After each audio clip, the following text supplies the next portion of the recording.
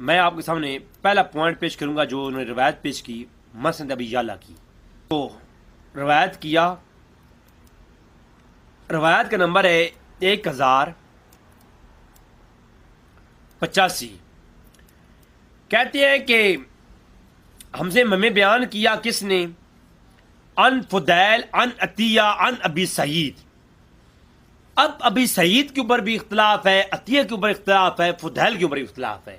اس روایت کے اوپر آپ دیکھیں، اور یہ روایت کہ پہلے میں سند پہ کلام کروں گا پھر متن پہ کلام کروں گا.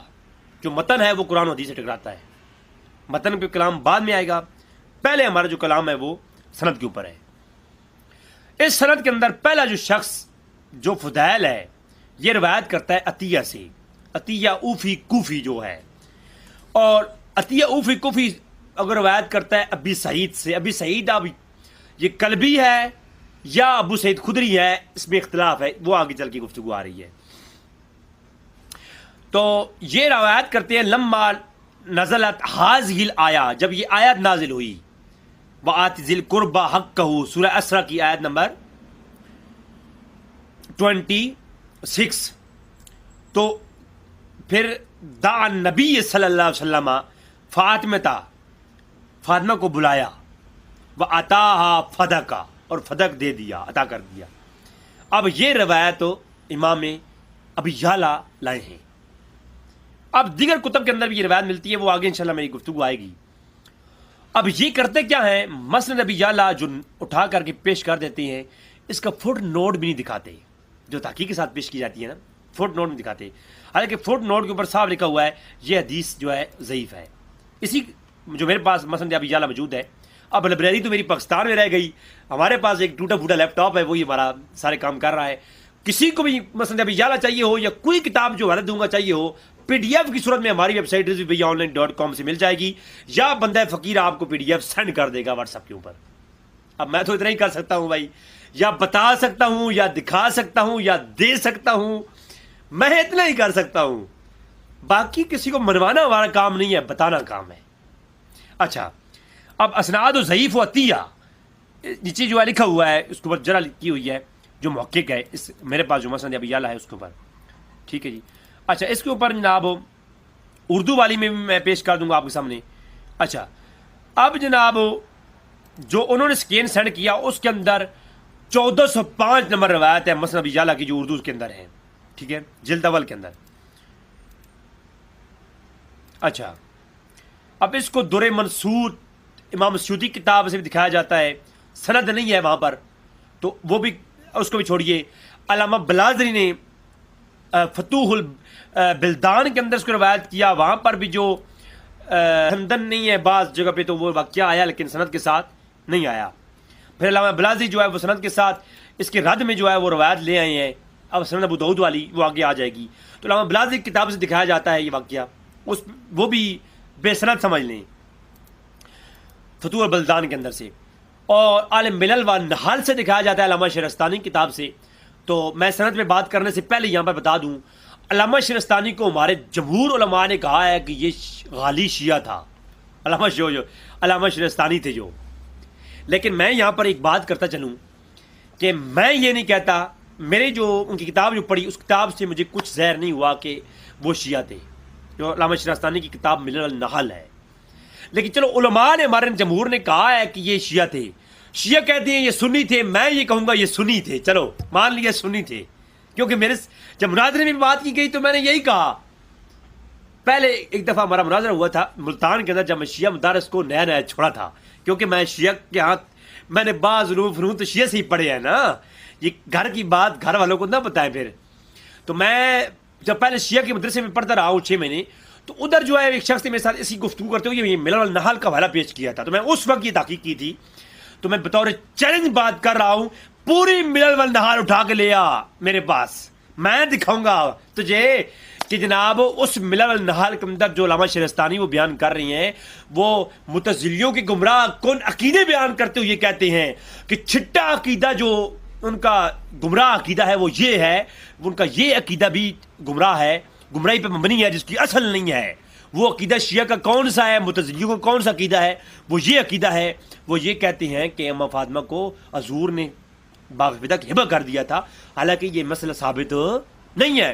تو علامہ شہرستانی رد کرتے ہوئے یہ لکھ رہے ہیں، اٹھا کے میرے سامنے رکھ دیا، ذاکری صاحب نے اٹھا کے میرے سامنے رکھ دیا، انہوں نے کہا جناب یہ تو علامہ شہرستانی نے نقل کیا ہے، اور بھائی وہ رد کرتے ہوئے یہ لکھ رہے ہیں، تمہارا رد کر رہے ہیں، تو رد کر رہے ہوئے جو الزامی جواب دیا جا رہا ہے وہ تم اٹھا کے مجھے دکھاؤ گے تو وہ میں مان لوں گا؟ نہیں، اس کا مطلب ہے یہ خیانت سے کام کیا گیا ہے۔ تو آتے ہیں جناب اس روایت کی طرف۔ اس روایت کو تہذیب و تہذیب کا حوالہ پیش کیا گیا۔ اس بھائی نے کہا جی کہ وہ شیعہ تھا لیکن اسے سکہ کہا گیا ہے۔ کس نے کہا؟ امام ابن معین نے کہا ہے۔ اب ابن معین والا بھی ایک پورا ڈرامہ ہے، ایک ڈھونگ ہے، ڈھونگ۔ ابن معین نے کہا ہے جی کیا ہے کہ وہ سکہ ہے، بعض جگہ کہا ابن معین نے کہ صالح ہے۔ اب پوری کتاب کے اس ترجمے کے اندر سے یہ چیز اٹھا کے دکھاتے ہیں کہ ابن معین نے کہا صالح ہے، ابن معین نے کہا سکہ ہے، لیکن پوری بات نہیں بتاتے۔ یہ کیونکہ پورا مذہب جو تکیے پہ کھڑا ہوا ہے، انہوں نے اپنی کتابوں کے اندر لکھا کہ تکیے کے اندر کتنا دین ہے، دین کا ایک بڑا حصہ تکیے کے اندر ہے، اپنے کرنا واجب ہے۔ اس لیے یہ دین کے اندر ایک پورا کیا ہے، ہمارے ائمہ کا جو دین تھا وہ کیا تھا؟ وہ ائمہ کا دین اور اللہ کے رسول کا دین نعوذ باللہ من ذالک وہ تقیہ پر مبنی تھا، نعوذ باللہ من ذالک۔ یہ میں حوالہ لگا دوں گا، اس پہ کلام میرا یہ موضوع نہیں ہے میرا۔ اچھا، تو کہتے کیا ہے کہ جناب وہ تقیہ کیا نا، تقیہ وہ ہوتا ہے کہ اصل بات وہ چھپا کر کے اندر سے اپنے عقائد کو گول مول کر کے برابر کر کے نا چونا لگانا، مسالہ لگانا، سیمٹ لگا کر کے برابر کر دینا، اندر نظر آئے کہ اندر بڑھائی کی گئی ہے، اندر بڑھائی نہیں ہوتی۔ یہ پورا مذہب تقیہ پہ کھڑا ہے۔ میں شیعہ کے بارے میں اعتدال پسندی سے کام لیتا ہوں، ان کو میں کافر نہیں کہتا تھا، ان کو بھائی کہتا ہوں جو شیعہ عوام ہے۔ علماء پہ سے اختلاف کرتا ہوں، کتنے محبت والے لہجہ استعمال کرتا ہوں، لیکن میرے ساتھ جب ایسا کریں گے تو پھر میں وہ محبت کا جو لہجہ ہے وہ میرا کسی وجوہات کی بنیاد پر ہے کہ میں انتشار نہ پھیلے، اس بنیاد پر میری اعتدال پسندی ہے۔ ورنہ شیعہ کے بارے میں میرا وہی عقیدہ جو اکابرین علماء نے لکھا ہے، اور وہ ثابت بھی ہو جائیں گے انشاءاللہ۔ تھوڑا وقت مجھے دیں، ثابت کروں گا انشاءاللہ۔ جی اب انشاءاللہ ثابت کروں گا۔ تو در منصور اور دیگر کتابوں سے حوالہ جات دی جاتے ہیں تو وہ تو بسند ہیں۔ اب سند جو دکھائی جاتی ہے وہ کدھر سے؟ مسند ابی یعلا سے۔ اب تہذیب و تہذیب کے اندر امام ابن حجر کیا لکھتے ہیں؟ امام ابن حجر لکھتے ہیں کہ ثم قال بلغنی ان عطیہ کان یاتی قلبی۔ تو کہتے ہیں جی جو عطیہ ہے اس کی جو بلاغت ہے، یہ جو بیان کرتا ہے، جو یہ روایت کرتا ہے قلبی سے۔ میں انشاءاللہ یہ قلبی اور ابو سعید خدری والا معاملہ جو ہے شیعہ کتب سے آگے حل کروں گا چل کے۔ تو کہتے ہیں جی یہ کیا تھا، یہ اس پہ اختلاف ہے کہ یہ قلبی سے کرتا تھا یا ابو سعید سے کرتا تھا۔ فیقول قال ابو سعید، اس نے اکثر یہی کہا ہے کہ میں نے ابو سعید سے روایت کیا ہے۔ تو اس کے بارے میں کہا کہ جی ابن معین نے کہا کہ یہ صالح ہے۔ ابن معین نے کیا کہا؟ صالح ہے۔ اب یہ آپ کو شیعہ دکھائیں گے جب ان سے مناظرہ آپ کریں گے، لیکن اس کا جواب میں آگے چل کے دیتا ہوں۔ ابن معین نے کہا صالح ہے۔ ابن معین کا سند کے ساتھ قول نہیں ہے، صرف ایک ابن معین کا یہ قول ہے، اور ابن معین کا جو سند کے ساتھ قول ہے وہ آگے انشاءاللہ میں دکھاؤں گا وہ کیا ہے۔ اچھا، تو کہتے ہیں لیکن اب دیکھو امام ابن معین نے کہا کہ یہ کون ہے؟ یہ صالح ہے، لیکن اب کہا جی وقال ابو زرع وقال ابو حاتم، ابو زرع اور حاتم نے کیا کہا؟ ضعیفن یکتب الحدیث، کہ ضعیف راوی ہے، یہ روایت ضعیف راوی ہے، روایت لکھ لو، راوی ضعیف ہے، روایت لکھ لو۔ وہ ابو ندر تھا، ابو ندر نے کیا کہا؟ وقال جزجانی، علامہ جزجانی نے کیا کہا؟ مائلون، یہ شیعت کی طرف کچھ مائل تھا، یہ کیا تھا؟ شیعت مائل تھا، مائل شخص تھا۔ وقال نسائی، امام نسائی نے کیا کہا؟ اب کیونکہ ترجمہ کیا ہوتا ہے؟ ایک اسماء الرجال کا عالم اوپر نام لکھتا ہے راوی کا، نیچے سب کی جو رائے ہیں وہ لکھ دیتا ہے. اب جمہور کی جو رائے ہے وہ لی جاتی ہے، جو قلت کے ساتھ جو راوی جو اس کے بارے میں رائے ہوتی ہے اسے چھوڑ دیا جاتا ہے. اب ایک میں ہوں، میرے دوست جن کے ساتھ میں جو سنیوں کی باتیں کرتا ہوں وہ کہیں گے جی میں سنی ہوں. اب میں شیعہ کے ساتھ میں بات کروں شیعہ والی تو وہ کہیں گے شیعہ ہے. تو میرے بارے میں حتمی رائے وہی ہوگی جو زیادہ لوگ میرے ساتھ بیٹھے ہیں، میرے بارے میں جو موقف زیادہ لوگ بتائیں گے. اسی لیے حضور نے فرمایا کہ میری امت جمہور جس پر اکٹھی ہوگی وہ کبھی گمراہی کے اوپر نہیں جائے گی. اور قرآن بھی یہ حکم دیتا ہے. میرا یہ جیرا جو ہے یہ میرا نہیں ہے، موضوع نہیں ہے. انشاءاللہ اس پہ کلام میں کروں گا. جمہور اجماع کے اوپر میرا ایک کلام آنے والا ہے، اس کے اوپر میں کلام کروں گا کہ اجماع حجت ہے. بعض میرے ساتھ بھائیوں نے مجھے کہا تھا اس پہ کلام کرنے کو، اس کے اندر میں پیش کروں گا کہ جمہور کی رائے بھی حجت ہے. اب بعض کہتے ہیں جی اور جی فلاں فقہ کے اندر جی جمہور کی رائے امام حنیفہ نے ٹھکرا دی ہے، تو فقہا کی بات نہیں ہو رہی، علوم حدیث کی بات ہو رہی ہے. وہ الگ فن ہے، یہ الگ فن ہے. مسائل کے اندر جمہور کی رائے حجت ہے، فقہا کی رائے حجت ہے، عوام الناس کی رائے حجت نہیں ہے. وہ ایک الگ موضوع ہے، انشاءاللہ اس پہ بات آئے گی. اچھا، تو یہاں پر کتنے علماء نے کہا ضعیف ہے اور کس نے کہا کہ ایک تو شیعہ کی طرح میل تھا. امام نسائی نے کہا ضعیف، وہ قال ابن عدی، تو اس نے کہا جی ان جماعی بن سکات کہ بعض نے اس کو سکات کی جماعت میں نقل کیا ہے.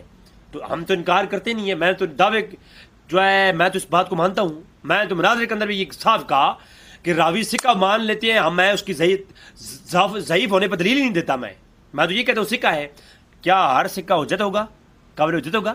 بھائی وہ شیعہ ہے، اور شیعہ سکات کی روایتیں تو میں پہلے آلریڈی کہہ چکا ہوں مقدمے کے اندر ہی کہ ہماری کتابوں کے اندر موجود ہے، ہم لیتے بھی ہیں. لیکن شیعہ راوی سکہ راوی بھی ہو، اس کی روایت اس کے اپنے عقیدے کی تائید میں نہیں لی جائے گی. انشاءاللہ وہ پیش کرتا ہوں. تو اس کے اوپر یعنی ایک علماء کی آگے لکھی ہوئی ہے کہ وہ کیا تھا. ابن عدی نے کہا کہ اس کی ایک جماعت نے اس کو کیا ہے کہ جماعت سکات میں نقل کیا ہے، مگر ابی سعید سے وہ حدیث سے روایت کرتا تھا، اس پر شک ہے اور اس نے گھڑی ہیں روایتیں کس سے؟ ابو سعید سے. تو وکانا مع شیعتی اہل الکوفہ، وہ کوفہ کا ایک شیعہ تھا، اس لیے ابو سعید سے کچھ روایتیں گھڑی ہیں. وقال خدرمی، امام خدرمی نے کہا ہے کہ وہ فوت کس سن میں ہوا، یہ اس نے بیان کیا اور کہا کہ وقال ابن حبان فی دوفا، کہ ابن حبان اس کو دوفا کی فہرست میں نقل کیا ہے. ایک پوری یعنی اس پہ امام تہذیب و تہذیب کے اندر پوری بحث ہے. وہ درمیان سے ابن معین کا ایک جملہ ان کے حق میں ہے کہ وہ سکہ تھا وہ اٹھا کے رکھ دیتے ہیں. خیر اس کے اوپر ایک طویل کلام کیا کہ یہ ابو سعید سے لیتا تھا روایت یا خدری سے روایت لیتا تھا یا قلبی سے، وہ بھی اس پر کلام کیا. خیر چلیں اب دیکھیں. قال ابو بکر بزار کانا فی تشیع، کہ اس کے اندر ایک شدید تشیع تھی، وہ شدید شیعہ تھا.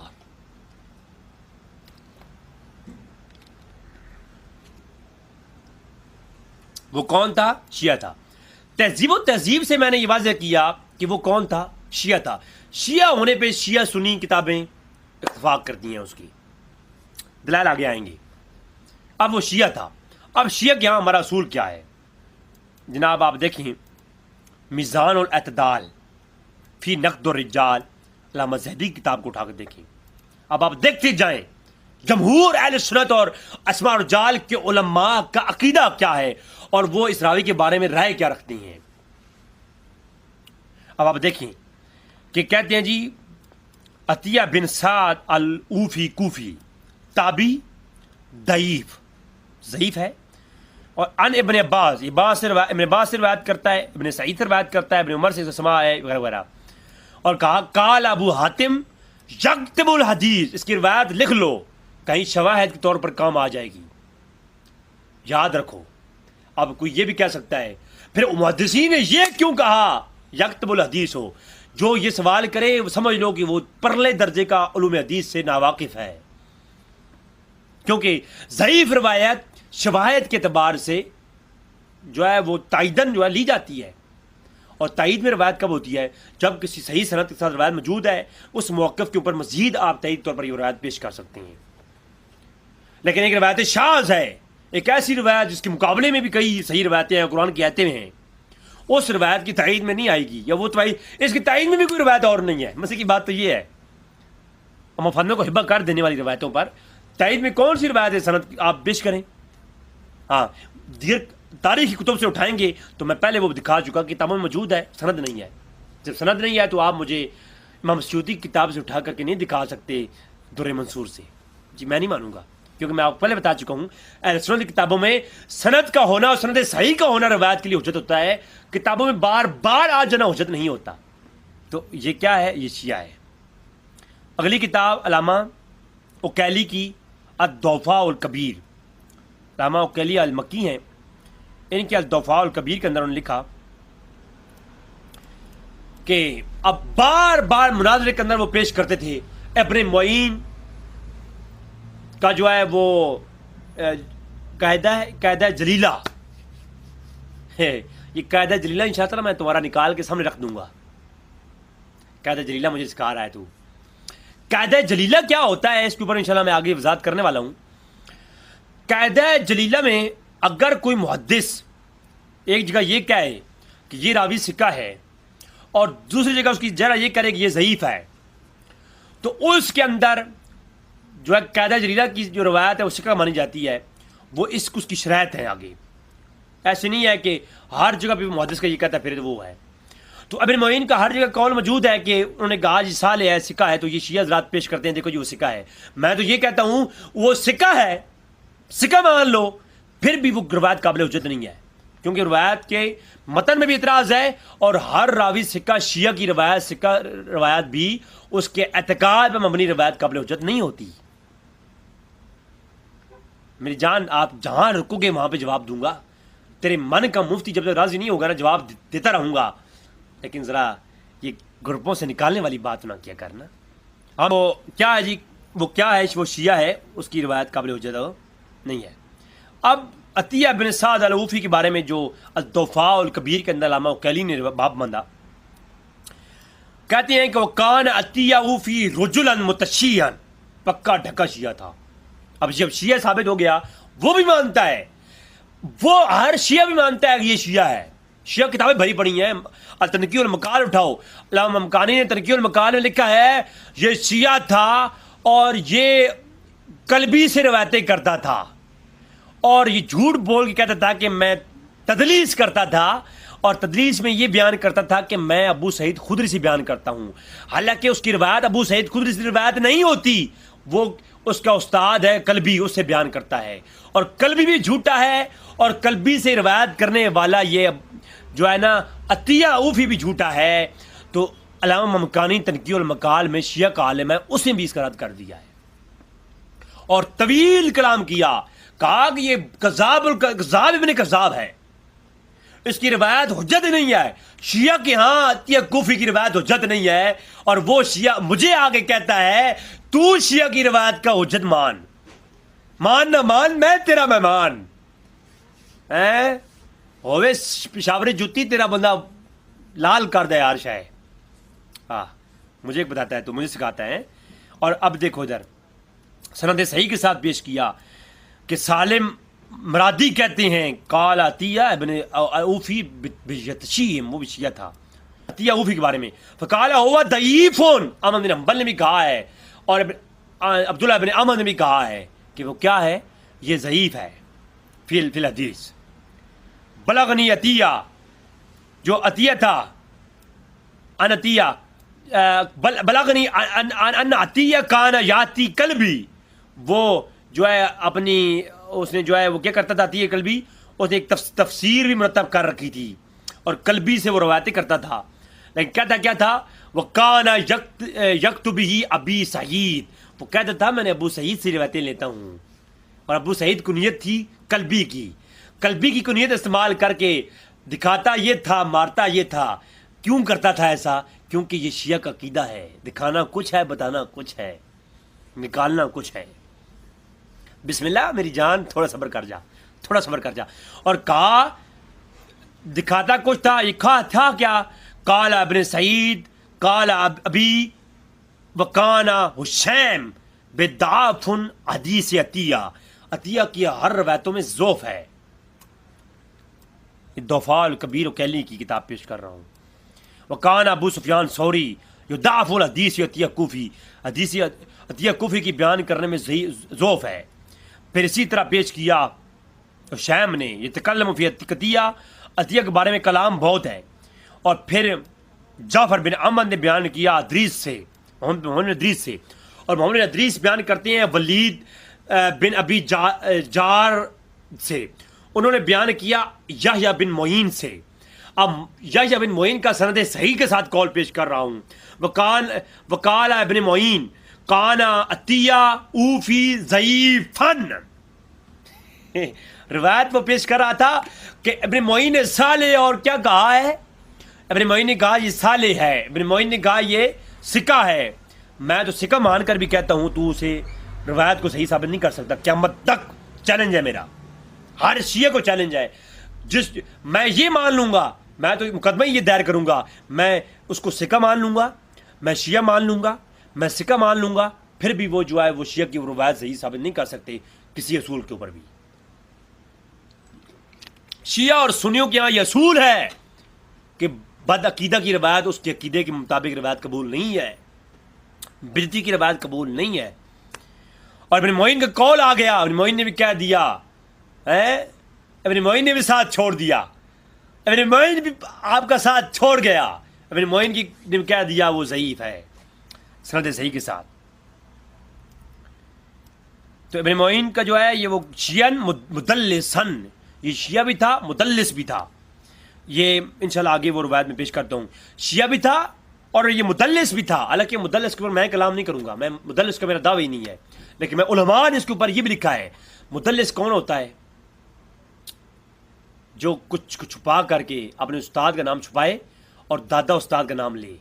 जो अपने उस्ताद का नाम साहब उसे मुदल्लिस कहते हैं, इसीलिए उसने कल्बी का नाम छुपाया। अब उसे खुद से रिवायत किया जी। तो ये जनाब कौन था, ये ज़ईफ़ था। अब फतह बारी के अंदर साफ लफ्ज़ में लिखा हुआ है, बड़ा कलाम है, लंबे कलाम के बाद इसी रिवायत के ऊपर कलाम करने के बाद उस रिवायत का रद्द किया इमाम इब्न हजर ने। इब्न हजर ने हर किताब के अंदर इसके ऊपर कलाम किया है। तो फतह बारी शरह बुखारी के अंदर साफ कहा कि हुआ अतिया ज़ईफ़ुन। फिर फतह बारी के अंदर दरुल कुतनी का कौल है, इमाम दरुल कुतनी कहा कि जो तरीक अतिया से रवायत आए वो कभी सही नहीं होगी, वो ज़ईफ़ होगी। मज़ीद भी इक़बाल लाए हैं, मैं इख्तिसार के साथ कॉल पेश कर रहा हूँ। फिर जो है जनाब अल कामिल फ़ी दौफा के अंदर अल्लामा इब्न अदी जरजानी रहमहुल्लाह ने क्या कहा। इब्न अदी अल जरजानी कहते हैं कि इब्न अतिया अल कूफ़ी ऊफ़ी ज़ईफ़ुन बस यक्तुबुल हदीस, हदीस लिख लो, ठीक है। नीचे लिखा कि इन्होंने भी ये लिख दिया। और ये किसने कहा, इब्न मोइन का कौल निकल किया है अल दौफाओ कबीर के अंदर अल्लामा इब्न अदी ने। अल कामिल फ़ी दौफा और रिजाल के अंदर इब्न अदी कहते हैं इब्न मोइन का कौल सनद सही के साथ निकल किया कि वो कौन है, ज़ईफ़ है जनाब। जब ज़ईफ़ है, ज़ईफ़ रावी की रवायतें कबूल नहीं है। अब कोई ये कहे जी सिक्का हम लिखा है, अगर कोई सिक्का यार को सुनियो ये ज़ईफ़ है, लेकिन अगर कोई शिया कहे सिक्का है तुम फ़ौरन कहो सिक्का मान लेते हैं, आ जाओ, फिर भी वो जीत नहीं पाएगा, क्योंकि ये शिया झूठ बोलते हैं, ठीक है। फिर किताब है इब्न हजर अस्क़लानी की एक और, तारीफ़ अहल तक़दीस मरातिब मौसूफ़ीन बिल तदलीस। तदलीस के उन्वान पर लिखता रहा है। इब्न हजर की तदलीस के बारे में तारुफ है, मुदल्लिसीन का तारुफ है। एक तबकात मुदल्लिसीन है उनकी किताब, एक ये है, ठीक है। इसके अंदर क्या लिखते हैं, ताबी अतिया बिन साद अलूफी कूफी मारूफ ज़ईफ़। ये कौन है, ये ज़ईफ़ है, मशहूर भी है बेतदलीस, तदलीस के अंदर मशहूर है, ठीक है। फिर इब्न मोइन के जो कौल है, ये तहज़ीब से जो पेश करती हैं, ये पूरा कौल पेश कर चुका کہ انہوں نے کہا ابن معین کہا صالح ہے تو کساد میں یہ لکھ دیا حدیث نہ لو، کہیں لکھ دیا سکہ ہے تو لکھ دیا یہ شدید شیعت میں مبتلا تھا۔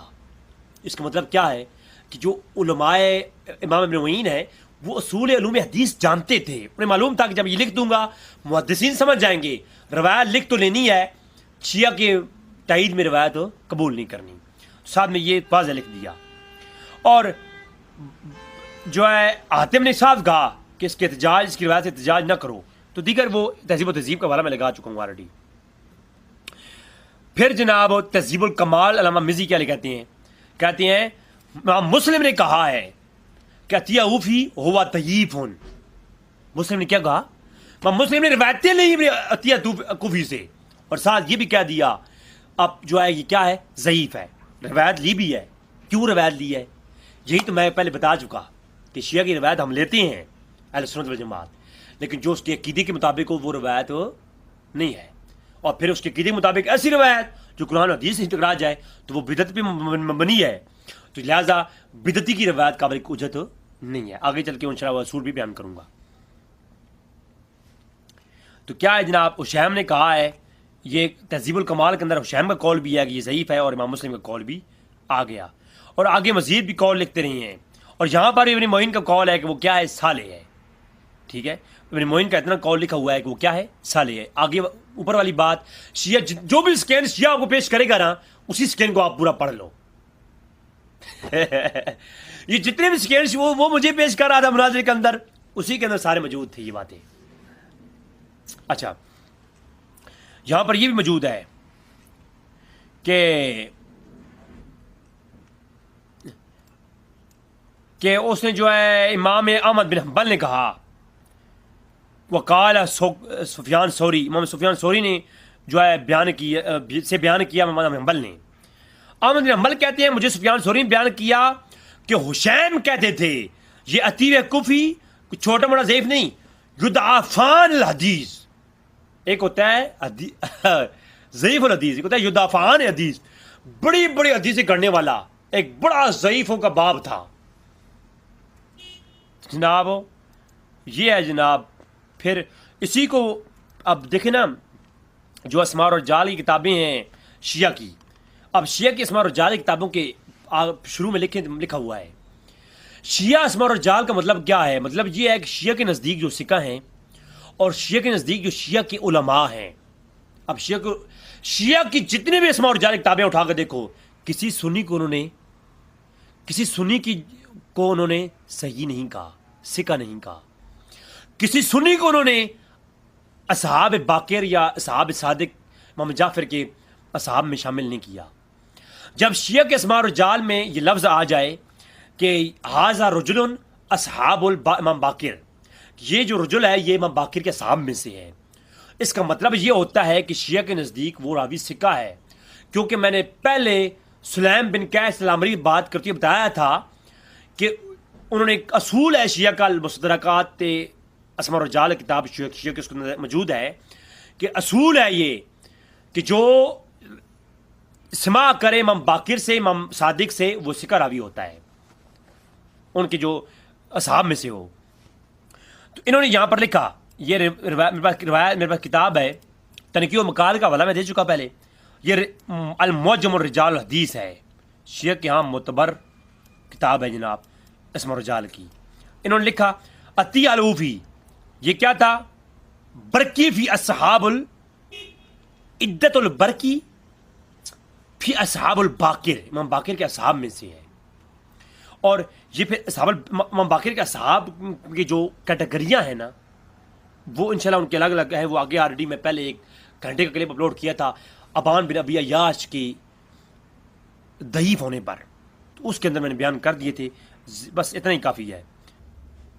اب اس میں جو ایک فضیل نام کا شخص ہے وہ بھی شیعہ ہے، رجال المعجم الرجال حدیث، اس کا لکھا ہوا ہے کہ وہ امام صادق کے اصحاب میں سے تھا، اور خلاصۃ الاقوال کے اندر لکھا ہوا ہے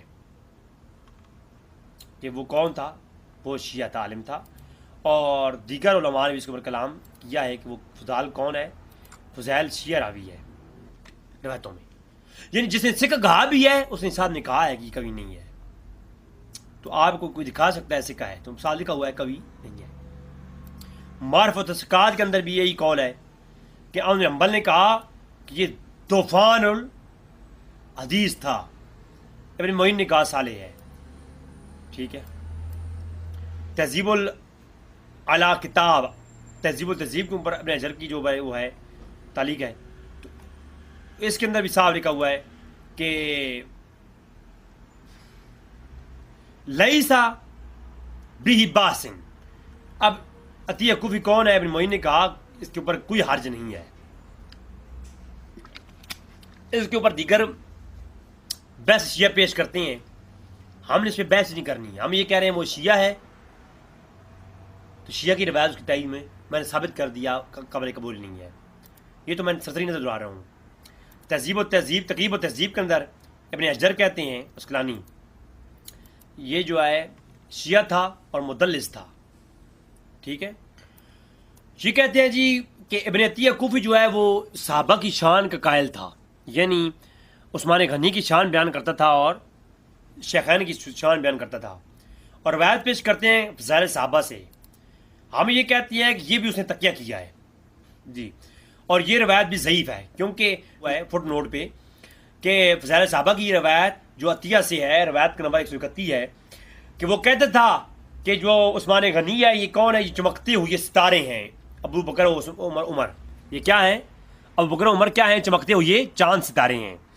تو یہ جو ہے اس نے تقیہ کیا ہے، ہم اس کے تقیہ نہیں مانیں گے، اور اس روایت کو مان بھی لیں تو حرج نہیں ہے، کیونکہ یہ روایت اس کے جو ہے عقائد باطل عقائد کے حق میں نہیں ہے۔ ہم تو یہ کہتے ہیں جو باطل عقائد کے حق میں ہوگی ہم اس روایت کا انکار کریں گے۔ اصول یہ ہے شیعہ سنی کے اندر، اصول جو ہے وہ یہ ہے کہ انہوں نے لکھا ہے عمدۃ القاری کے اندر، شرح صحیح بخاری کے اندر۔ اب اس واقعے کا رد کیا گیا ہے، اس واقعے کا رد پیش کرنے سے پہلے میں ایک چیز یہاں پیش کر دوں کہ اصول جو ہے وہ کیا ہے شیعہ راوی کا۔ ہمارے ہاں شیعہ راوی کا یہ اصول ہے، میزان الاعتدال کے اندر موجود ہے، کہ جب کوئی شخص یہ کہہ سکتا ہے کہ بدعتی کو سکہ کیسے قرار دیا گیا ہے، یعنی یہاں کوئی کہہ سکتا ہے کہ بدعتی سکہ کیسے ہو سکتا ہے، شیعہ سکہ راوی کیسے ہے، یہ اس کے جواب میزان الاعتدال کے اندر موجود ہے جناب، علامہ زیبی نے دیا ہے۔ یہ میزان الاعتدال کے اندر قانون لکھا گیا ہے، کہتے ہیں سکہ ہونے کے لیے ضروری ہے کہ کسی راوی کی عدالت اور اس کا اتقان ثابت ہونا چاہیے، لہذا جو شخص بدعتی ہو اور وہ عادل ہو کیسے ہو سکتا ہے؟ اس کا جواب یہ ہے، یعنی ایک سوال ہے کہ جو بندہ روایت میں عدالت رکھتا ہے تو وہ متقی بھی ہوگا، تو ایک بدعتی شخص سکہ کیسے ہو سکتا ہے، یعنی شیعہ شخص جو ہے سکہ کیسے ہو سکتا ہے؟ تو یہاں پر اس نے پھر جواب دیا میزان الاعتدال کے اندر، کہتے ہیں بدعت کی دو قسمیں ہیں، ایک بدعت ہے جسے ہم تشیع میں غلو اختیار کرنا، یا ایسا تشیع جس میں غلو اور تحریف نہ ہو، دو قسم کی ہیں۔ ایک ہے بدعت یعنی مکفرہ، ایسی بدعت جو شیعت میں غلو راوی کر رہا ہو، تشیع زیادہ پائی جائے تو اس شیعہ کی راوی کی جو روایت ہے وہ نہیں لی جائے گی، اور بعض ایسی ہے جس میں شیعہ غلو نہ کریں، مثلا بہت سے تابعین معتبر تابعین ہیں جن میں یہ شیعہ پائی جاتی ہے، حالانکہ وہ دیندار تھے، پرہیزگار تھے، سچے تھے، لہذا ان لوگوں کی روایت کو محض اس وجہ سے مسترد کر دیا جائے تو بہت سی روایت رخصت ہو جائیں گی، یہ بڑا نقصان ہے۔ یعنی میزان الاعتدال کے اندر اصول پیش کیا گیا کہ جو بہت غلو والے شیعہ ہوں ان کی روایت رد کی جائیں گی، نارمل شیعہ کی تابعین کی جو تبع تابعین میں شیعت پائی جاتی تھی ان کی روایت مسترد نہیں کی جائیں گی، ٹھیک ہے۔ اور اس کے اوپر پھر آگے کلام کیا ہے، جس کی بدعت غلو تک پہنچی ہو اس راوی کی روایت قابل رشد نہیں ہوگی، یہ اصول دیا۔ اور اسی اصول کو شیعہ علماء مقیاس ہدایہ کے اندر فی علم الدرایہ اس کے اندر لکھتے ہیں کہ وَكَذَلِكَ نَقْلُ الْإِجْمَاعِ عَلَى الْتَصْحِيحِ مَا يَصْحُ عَنْ ابان بن عثمان عن ما كُونَ فَتِيحًا، فہذا کلیہ الخارج ان تعریف و صحیح ذکر و ذکر الوا، کہا کہ جو روایتیں کرنے والا کوئی خارجی ہو یا ہمارے کسی عقیدے کے خلاف ہو وہ ذکر کرے، تو جو راوی اپنے اعتقاد کے اوپر، راوی کیا ہو، کون ہو، جو ہے وہ غیر ہو اور اپنے اعتقاد کے اوپر روایت کرے تو اس کی روایت ہو نہیں لی جائے گی. ٹھیک ہے. نیچے انہوں نے اپنے بہت سارے بیان کیے کن کن جو ہے وہ لوگ ہیں جو اپنے حق میں روایت کرتے ہیں، ان کی راوی روایت قبول نہیں ہوتی. وہی روایت جہاں پر انہوں نے بیان کی ہے. جہاں امان بن عثمان کے بارے میں بات کرتے ہوئے یہ کرتے ہیں. پھر بہار الانوار، علامہ مجلسی، ملا باقر مجلسی کون واقف نہیں ہے، اس نے بھی یہ کہا کہ جب کوئی راوی روایت کرے بعض الروایات تلک الاخبار فی الواقفیتی ولا یتقبل روایتهم فیہا بوافق مذہب و مذہبہم، جو ہے راوی واقفیہ اپنے مذہب کے اوپر روایت کرے ولا تقبلا، اس کی روایت قبول نہیں ہے، روایتہم فیہا یوافق بمذاہبہم، اس کے مذہب کے موافق جو روایت ہوگی وہ قبول نہیں ہے. شیعہ کے یہاں بھی روایتوں میں یہ اصول، میں اسی لیے کہہ رہا ہوں آج کے شیعہ نہیں ہے، یہ کچھ اور ہی نئی کوئی جو ہے نسل ہے، کوئی موتا کی نکلی ہوئی. اچھا میں کیا کہہ رہا تھا، میں نے کچھ نہیں کہا، آپ نے سنا تو کچھ نہیں. اچھا تو یہ لہٰذا یہ جو آج کے شیعہ ہیں یہ اپنے علماء کو بھی نہیں پڑھا انہوں نے، تو یہ اصول دونوں طرف ایک ہی جیسا ہے. ٹھیک ہے. پھر اختصار العلوم الحدیث یہ رسالہ سے پڑھایا جاتا ہے، میں نے بعض مدارس کے اندر دیکھا اس کو، اس کے اندر بھی یہ بات موجود ہے کہ جناب ابن کثیر نے کہا ہے کہ امام شافعی نے کہا کہ میں روافظ میں سے خطابیہ کے سوا بدعیوں کی گواہی قبول کرتا ہوں، کیونکہ یہ خطابیہ اپنے حامیوں کے لیے جھوٹی گواہیاں دینا جائز سمجھتے ہیں. تو یہ بات حق ہے. جب شیعہ اپنے خطابی شیعہ کون ہوتا ہے؟ جو اپنے عقیدے پر من گھڑت عقائد کے اوپر دلائل دے. تو یہ جو باغ فتح کا مسئلہ ہے یہ شیعہ کا من گھڑت ہے نا، اس کے اوپر جب دلائل دے رہا ہے تو وہ سنیوں کیا حجت نہیں ہوگا. تو یہ خطابیہ شیعہ ہے. ٹھیک ہے. تو خطابیہ شیعہ وہ بن گیا نا. خطابی شیعہ کون ہے؟ جو اپنے یہ گمراہ کن اعتقاد کا دفاع کرتا ہے. تو امام شافعی اور میں کوئی فرق نہیں کرتے تھے اس میں، اس کے اوپر بھی یہ آگے. اور رعایا فی علم الدرایا، علامہ العاملی کی کتاب ہے، شیعہ عالم ہے. اب شیعہ عالم نے کہا، باب قائم کیا فی شروط القبول اور رد فیہ مسائل التمانیہ، یعنی رد الثمانی. پاکستان میں ثمانی پڑھتے ہیں یہ سا کو، اور عرب کے اندر تو تمانی پڑھتے ہیں. اچھا تو کہتے ہیں وہ شرطیں جو قبول اور رد کے معاملے میں روایت کے بارے میں ہوتی ہیں. تو یہ یہاں پر میں یہ بحث کرتے ہیں. تو اس باب کے اندر صفحہ 181 بھی شروع کرتے ہیں، صفحہ 188 بھی جاتے ہیں. کہتے ہیں لا یعتبر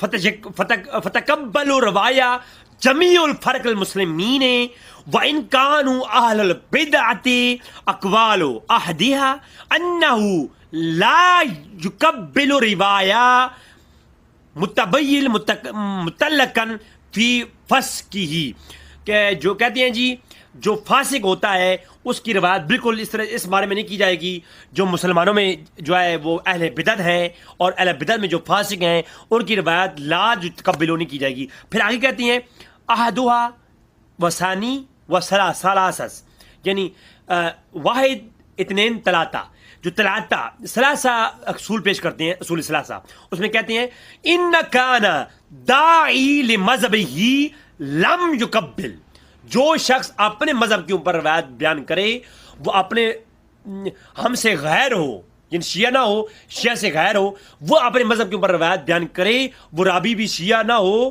تو غیر مذہب کا ہو، تو جب غیر دعوے دار اپنے مذہب کے اوپر روایت بیان کرے لم یقبل، اس کی روایت قبول نہیں ہے.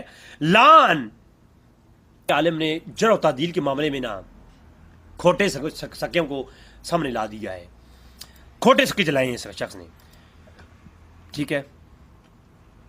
تو رسائل درایہ الحدیث کے اندر بھی شیعہ کے یہاں بھی یہی اصول ہے.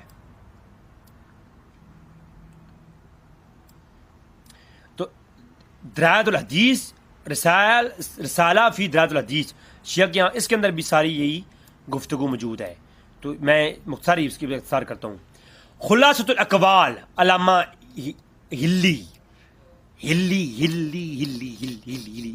اچھا علامہ ہلی کیا کہتے ہیں جناب؟ یہ شیعہ عالم ہے جی. کبھی اپنی طرف سرچ مارو نا.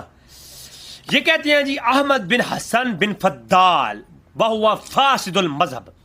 حسن بن فضال کے بارے میں کہتے ہیں سکہ وقضا عمرو بن سعید واما مصدق به صدقۃ فانه فاسد المذہب. اب دو راویوں کے نام فتح المغیث یہ جناب شافعی مذہب کے عالم تھے عبد الرحمن بن سخاوی، انہی کتاب ہے. بشرہ جناب الحدیث ہے فقہ الحدیث، اس کے اندر کہتے کیا ہیں کدھر گیا ہاں یہ کہتے ہیں